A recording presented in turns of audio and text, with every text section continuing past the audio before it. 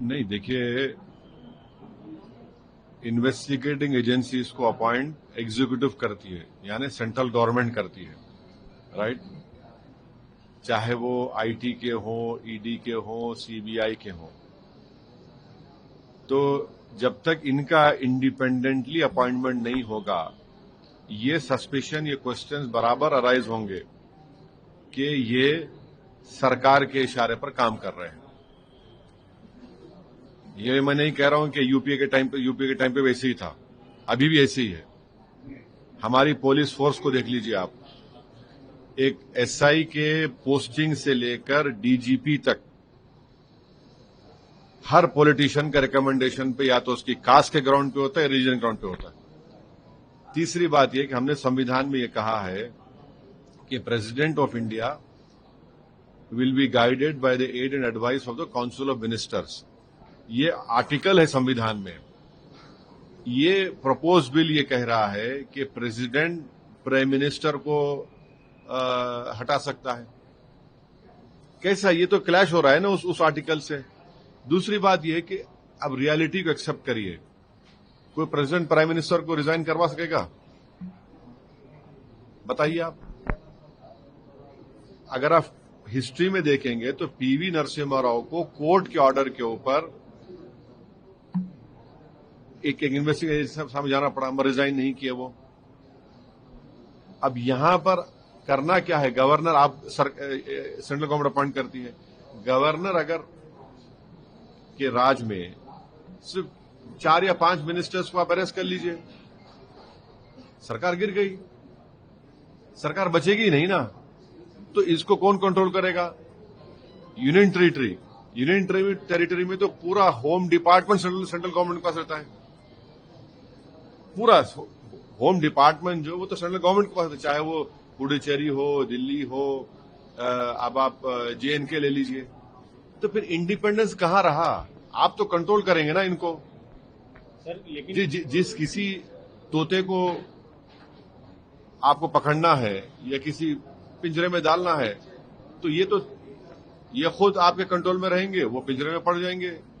सिर्फ 4 या 5 मिनिस्टर को पकड़ लीजिए, गया, गवर्नमेंट चले गई, सरकार चले गई। लेकिन तो नहीं, सुनिए, आप इन तमाम चीजों को इंडिपेंडेंट कर दीजिए, जिसमें कोई सरकार का रोल नहीं रहेगा। उंगली नहीं उठेगी ना आप पे। अगर आप वाकई में मोरालिटी की बात कर रहे हैं, तो जब मोरालिटी की बात कर रहे हैं तो ये भी कानून डाल दीजिए कि जिस किसी को पकड़ा जाएगा वो सेंट्रल गवर्नमेंट के पार्टी में शामिल नहीं होगा। डाल दीजिए आप। इसको क्यों नहीं डालते आप? ये सब चीजें करिए ना। आपकी इंटेंशन, आपकी नेक नियति जाहिर हो जाएगी। सर, जेपीसी का रास्ता खुला है। अभी हमारे एडिटर इन चीफ के इंटरव्यू में अमित शाह जी ने बोला है कि जेपीसी में जाएगा, जेपीसी में चर्चा होगी, जेपीसी में सारे पार्टियों के लोग हैं, तो उसमें आप बात उठाइए, चीजें होंगी। नहीं, आप मेरे पास आए तो मैं बोल रहा हूं ना। पार्लियामेंट में हमने ये कहा, जेपीसी में नहीं मालूम मैं मेंबर बन पाऊंगा नहीं बन पाऊंगा। स्पीकर साहब से हम रिक्वेस्ट करेंगे, हमको बनाइए, हम ये रखेंगे। मगर जेपीसी में जाएगा जरूर। वो तो लिखा हुआ था एजेंडे में कि इसको पार्लियामेंट की कमेटी को रेफर किया जाएगा। मगर ये जो हमारे एप्रीहेंशंस हैं, इसका क्या होगा बताइए? उसका क्या करेंगे आप? भाई, महाराष्ट्र में क्या हुआ? महाराष्ट्र में आपने देख लिया क्या हुआ। हमारे एमएलएस को तोड़ दिया गया। बिहार में 4 एमएलएस चले गए। फिर आप कर्नाटका में क्या हुआ? हर जगह ऐसे ही हो रहा है। आप इंडिपेंडेंट इन्वेस्टिगेटिंग एजेंसीज को इंडिपेंडेंट कर दीजिए। इसमें कोई सरकार का रोल नहीं होगा, उनके अपॉइंटमेंट में पुलिस फोर्स में नहीं होगा। इंडिपेंडेंट कर दीजिए ना। कॉन्स्टिट्यूशनल मोरालिटी इसमें नहीं आती क्या? फिर बताइए आप। इसमें भी आना चाहिए कॉन्स्टिट्यूशनल मोरालिटी। तो अब आप यूएपीए में डाल देंगे किसी को, यूएपीए लगा दिए। बीएनडबलएस के और पीएमएलए के कई सेक्शंस हैं, आप डाल दीजिए। आराम से बैठिए। 30 दिन नहीं, 3 महीने बेल नहीं होगी। 3 महीने बेल नहीं होगी। जब क्या करेंगे आप? अच्छा, आपको केस लगाने की जरूरत, डिटेन कर लीजिए आप। डिटेन के पावर हमारे हमने बीएनडबलएस में है, बीएनएस में है, डिटेन कर लीजिए। 30 दिन चला गया वो। ये बात समझने की जरूरत है। सर, एसआईआर का मुद्दा अभी भी चंद्रबाबू नायडू हो या फिर बाकी जिस तरीके से दिल्ली गिरफ्तारियां भी हुई है और काफी लंबे समय तक भी वो भी जेल में रहे, आपको क्या लगता है कि उनकी नहीं, अगर चंद्रबाबू नायडू को आज पकड़ लिए, जैसे जगन के दौर में उनको पकड़ा गया था, तो मुख्यमंत्री नहीं रहेंगे ना। अच्छा, वो केस आज भी उनके ऊपर है, वो केस चल रहा है। अगर फर्ज करिए उनकी बेल कैंसिल हो गई और वो तीसरी जेल में रहे तो क्या होगा? नायडू जी तो चले गए, टाटा बाय बाय हो गए वो। तो ये चीजें हैं ना, ये प्रैक्टिकल चीजें हैं।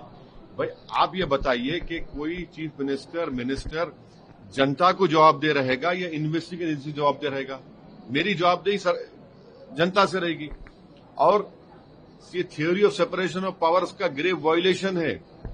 एग्जीक्यूटिव चाहता है कि लेजिस्लेचर कंट्रोल करे। देखिए, अगर कोई मुख्यमंत्री है तो मुख्यमंत्री को या तो प्रधानमंत्री प्रेसिडेंट रूल लगा सकते या फिर उस विधानसभा में नो कॉन्फिडेंस मोशन से हटा सकते आप।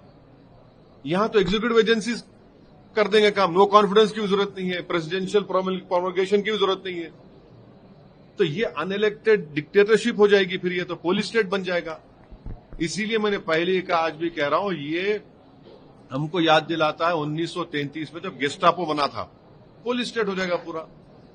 अगर कोई मुख्यमंत्री अगर किसी अधिकारी से कहेगा कि भाई आप हमारे ये गारंटीज है, कुछ है, हमने जनता को प्रॉमिस किया, वो नहीं करेगा, बोले आप कौन होते? तो फिर मेरी जवाबदेही किसको है? चीफ मिनिस्टर और मिनिस्टर जवाबदेही जनता को नहीं चाहिए। Theory of separation of powers का वायलेशन है, ये डेमोक्रेसी को अंडरमाइन करता है। तो इसलिए हम इस बिल्स की मुखालिफत की। सर, एसआईआर का मुद्दा अभी भी है, चुनाव बिहार में चुनाव होने वाले हैं, आपकी पार्टी। देखिए, मीडिया ने इस बात को रिपोर्ट किया कि 2002-03 में जब 7 प्रदेशों में उस वक्त SIR election commission of India ने करवाया था, वो 243 डेज तक चला। आज का एसआईआर सिर्फ 97 डेज, आप समझ लीजिए। और दूसरा क्या है कि वो उसमें कोई सिटीजनशिप का प्रूफ नहीं पूछा गया उन लोगों को जिनका ऑलरेडी नाम वोटर लिस्ट में है। तीसरा, उसमें एपिक कार्ड को बड़ी सेंट्रलिटी दी गई थी। आज आप इस पूरे एक्सरसाइज को सिर्फ 97 डेज में कर रहे हैं। यही इलेक्शन कमीशन ने 2002-03 में, और आज आप 11 डॉक्यूमेंट पूछ रहे हैं, जब तो कुछ नहीं पूछा आपने।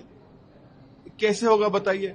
और आखिरी बात, नाम जिन लोगों के नाम नहीं आए, ठीक है, पॉलिटिकल पार्टीज चेक करेंगे, मगर पूरी जिम्मेदारी तो ईसीआई की है ना। एक्सरसाइज तो ईसीआई कर रहा है। और हमको इस बात का पूरा एप्रीहेंशन नहीं बल्कि यकीन है, क्योंकि इलेक्शन कमीशन के जो आप उनके डॉक्यूमेंट्स मेमोज देखेंगे, उन्होंने कह दिया बीएलओस को कि अगर आप 3 मरतबा गए और वो नाम नहीं मिला आपको, तो एईआरओ और ईआरओ उस शख्स को फॉरेनर्स सिटीजनशिप एक्ट 1950 में आप उनको कॉम्पिटेंट अथॉरिटी भिजा सकते। ईसीआई का कोई मैंडेट नहीं है सिटीजनशिप चेक करने का, ये तो मिनिस्ट्री होम अफेयर्स का है। तो यही चीजें हमको परेशान कर रही हैं। सर, एक चीज, आप एक सियासतदान हैं, एक पार्टी के प्रेसिडेंट भी हैं और एक लॉ मेकर भी हैं। जिस तरीके से इलेक्शन कमीशन पे सवाल उठाया जा रहा है, निशाना भले ही केंद्र की सरकार है, नरेंद्र मोदी है, लेकिन जिस तरीके से इमेज को डाइल्यूट करने की कोशिश की जा रही है इलेक्शन कमीशन की, उसको आप कैसे देखते हैं? क्योंकि एक कॉन्स्टिट्यूशनल बॉडी है। और देखिए, मैं जितने आपके सवाल का जवाब दिया, मैं इलेक्शन कमीशन के सामने गया। हमारे अध्यक्ष बिहार के अख्तर ईमान साहब सुप्रीम कोर्ट में एक पिटिशनर है। क्या हमने अपनी जबान से ऐसा कुछ कहा है? तो हम नहीं, देखिए, दूसरों का मत पूछिए, आप मुझसे पूछिए, मैं जवाब दूंगा। आप दूसरे क्या बोल रहे हैं, क्यों बोल रहे हैं, वो मैं आप ही से पूछ रहा हूं कि बतौर सियासतदान, बतौर एक पार्टी प्रमुख, बतौर लॉ मेकर, आप देखिए, एक बात याद रखिए, चाहे इलेक्शन कमीशन के कमिश्नर, चीफ इलेक्शन कमिश्नर हो या उनके कमिश्नर्स हो या हम जैसे पॉलिटिशियन हो या पॉलिटिकल पार्टीज हो, हर एक का इकबाल होता है। उस इकबाल को बरकरार रखने की जरूरत है। हर दो को, सिर्फ एक को नहीं, हर दो को अपने इकबाल बरकरार रखने की जरूरत है। सर, आप डिप्टी चीफ मिनिस्टर से मुलाकात की, क्या इशू था, क्या? नहीं, देखिए, वो जो अनफॉर्चुनेट हादसा हुआ जिसमें 5 लोगों की जानें चली गई, जो गणेश की मूर्ति को लेकर जा रहे थे, उसके बाद गवर्नमेंट ने ये फैसला लिया कि जितने तार हैं इलेक्ट्रिक पोल्स को निकाल देंगे। फिर हाई कोर्ट में भी गए, हाई कोर्ट का भी कोई फैसला। हमने उनसे कहा कि सर आप उनको थोड़ा टाइम